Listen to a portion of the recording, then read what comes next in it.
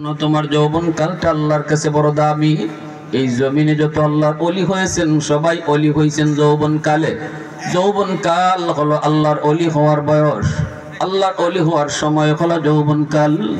এজন্য বলি শোনো, যৌবন কালটার একটু দাম দাও। আল্লাহ কিয়ামতের ময়দানে প্রতিটা মানুষের জীবনের হিসাব নিবে। যৌবনের হিসাবটা আল্লাহ আলাদাভাবে নিবে।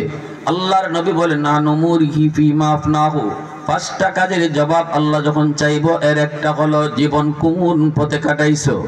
কিন্তু এই জীবনের ভিতরে যৌবন তো ছিল, আবার আল্লাহ যৌবনকে আলাদাভাবে বলবেন আনসাবাবিহি ফিমা আবলাহু, যৌবন তুমি কোন পথে ব্যয় করেছ।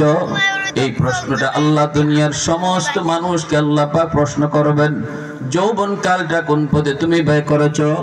এজন্য যৌবনে পাগলামি করো না, তোমার দাম আল্লাহর কাছে অনেক বেশি রে। তোমার মতো যুবকের সেজদার খাতিরে আল্লাহ পাক জমিনকে গজব থেকে বাঁচাইয়া রাখছে। সুবহানাল্লাহ। আল্লাহ পাক কয়, আমি যখন দেখি ওই যুবকের কলিজায় আমার ভয়, আমি যখন দেখি যুবক পাঁচ ওয়াক্ত নামাজ ঠিক মতো পড়ে না, মন তো তারও চায় গুনাহ করার, বন্ধুদের সাথে তারও মন চায় গুনাহ বেবিচার করার, জিনা বেবিচার করার, নাফরমানি করার তারও মন চায় কিন্তু করে না।